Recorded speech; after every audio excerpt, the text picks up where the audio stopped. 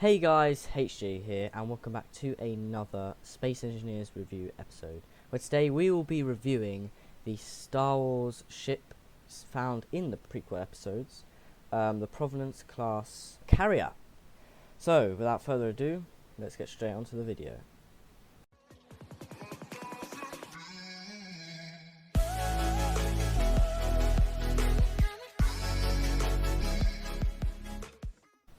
So, let's begin at the bow section of the ship. That is the front of the ship. We have a lovely little pointy thing going on here. This is good for ramming in Space Engineers, I suppose. That could really dig into the side, or just dig into any old ship, to be honest.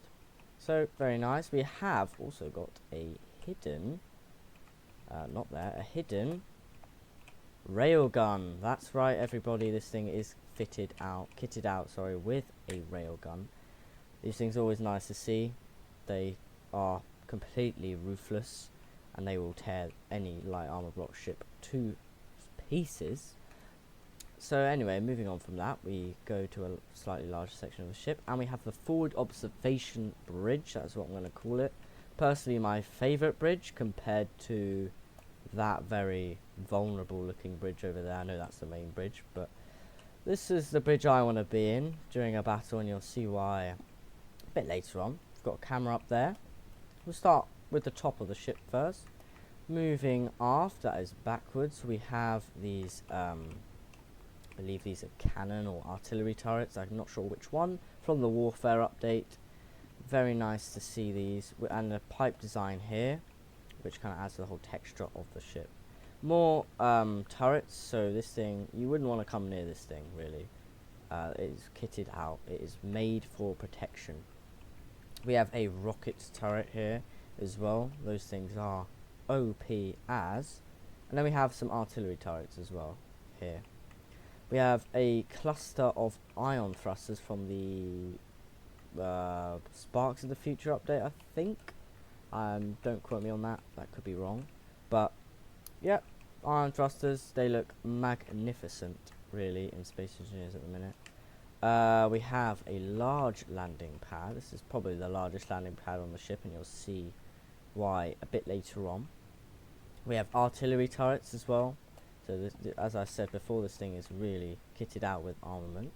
And then we move on to the main bridge. Now, this is iconic, and it is very nice looking, but it is extremely vulnerable in any kind of battle, because what you can do is, if you're putting this ship up against itself, you can just ram it with one of these, because this thing looks like a ramming machine. So, you know, there goes the main bridge, and there goes everyone inside. But the interior is nice, and you'll see that a little bit later on as well. We have it kind of protected with cannon turrets, I believe those are. And heading further aft to the very aft of the ship, this is the very back of the ship, we have this absolutely magnificent thruster assembly at the back here.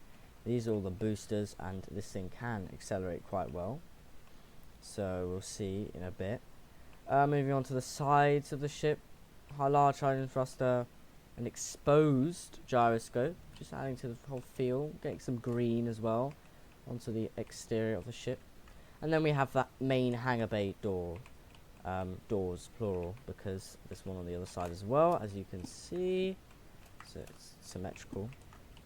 But I mean, this is pretty good. I quite like it. However, it doesn't close fully, and that is mainly because of Space Engineers and just the constraints with the size of hangar doors in Space Engineers. But overall, a very good looking effort here. We have the red outlining as well, which I really like. Heading forwards even further, we have a Gatling turret. We have another kind of, you know, armament assembly going on here. We have Gatling turrets, artillery turrets lining the entire side. It's the same on the other side. We'll see that in a second as well. More Gatling. Another large hydrogen thruster. Another exposed gyro. Always like to see that. Moving on to the other side of the ship. the much brighter side. I probably should have started with this side, to be honest. We have basically the same as the other side. Hydrogen thrusters, exposed gyros, a lot of armaments, and a massive hangar bay door.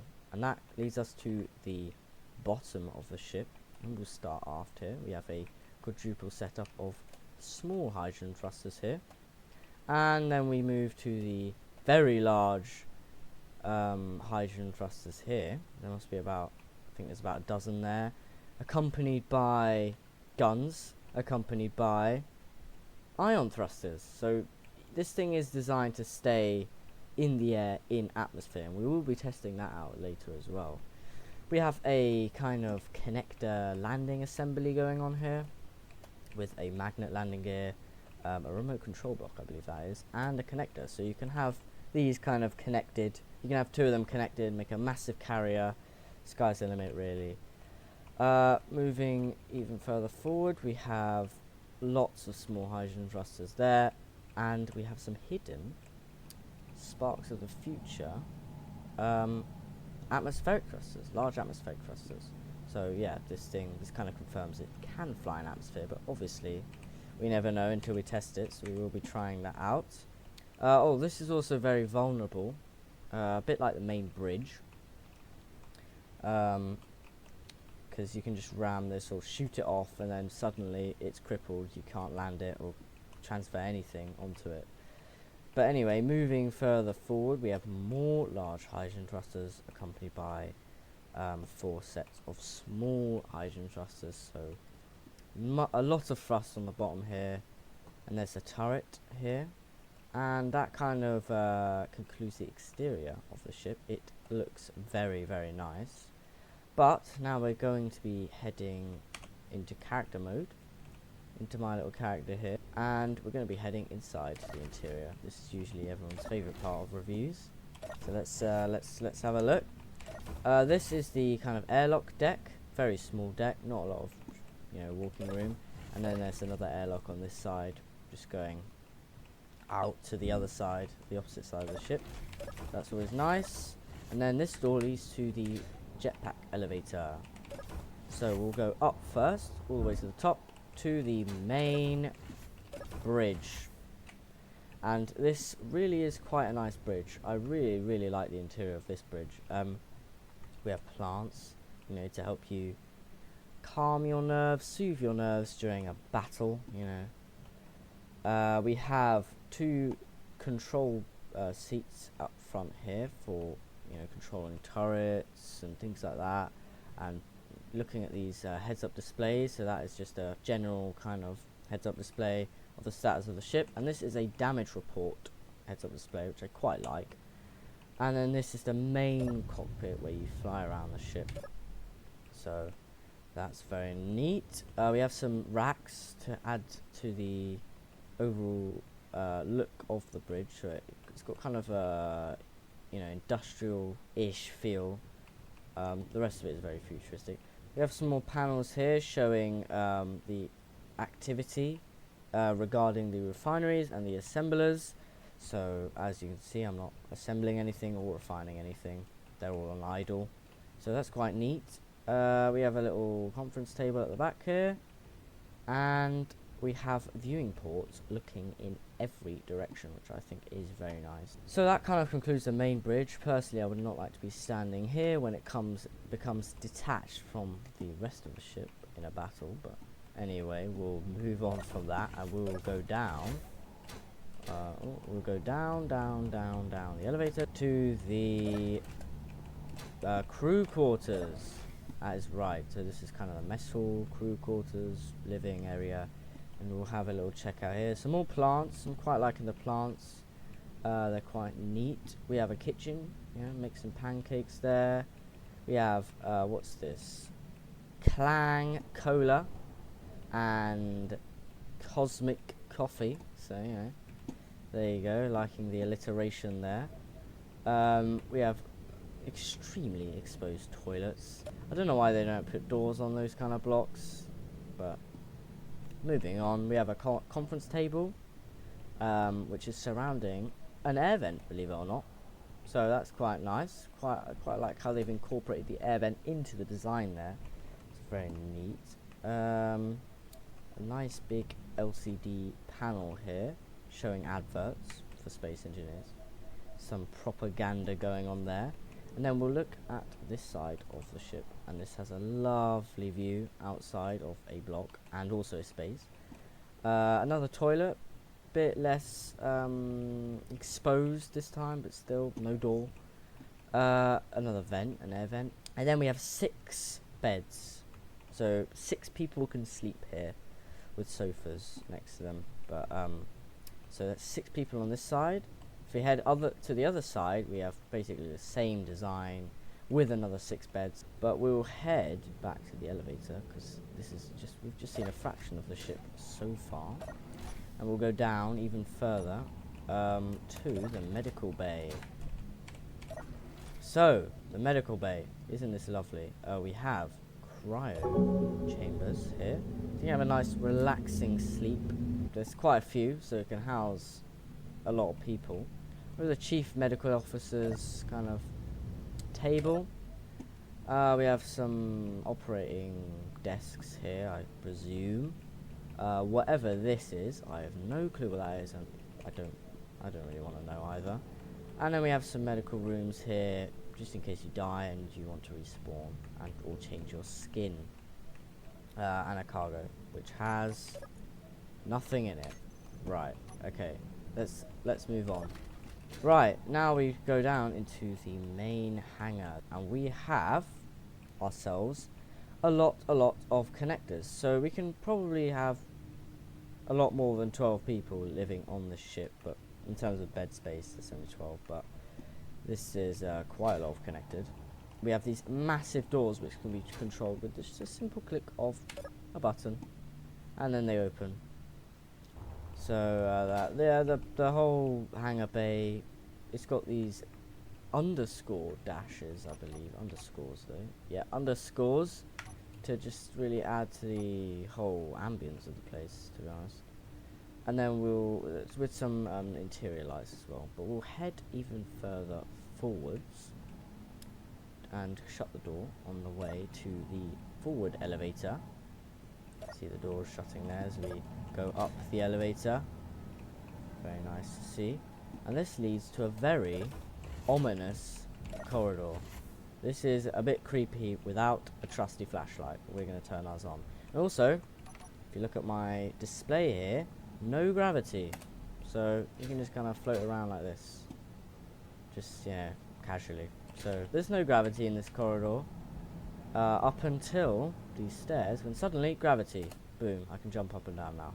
So, and then some upside down corridor blocks as well. So quite liking the attention to detail with this pipe as well.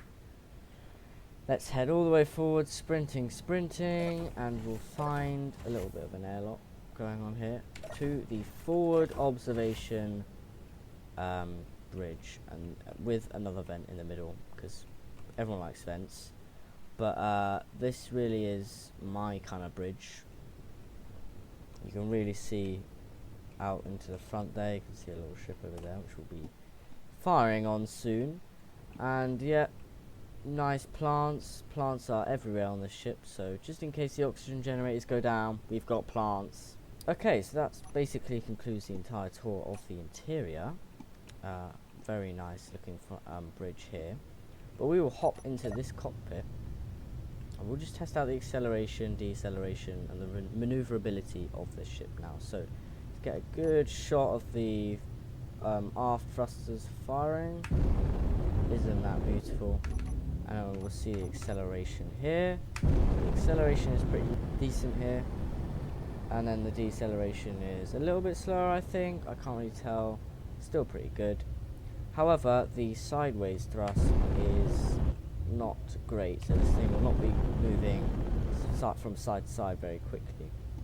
Likewise with the upward facing thrusters. It's just iron thrusters, so nothing too special, but very good at slowing down because it is redeemed by the downward facing thrusters, and they really do look like a Christmas tree when they're firing. I mean, look at that. Okay, so now let's test out the railgun on the front of the ship. We have a trusty little isolated support vessel over there, just, you know, sitting there looking a little bit battered. You'll see why in a future upcoming video, potentially. So let's have a little shootout, and boom, we hit somewhere. We hit there. I think we hit the hangar bay door, which didn't do much damage. So I think we'll just let it recharge, and then we'll have another shot at maybe somewhere else, because that is a bit of a tank, that place. So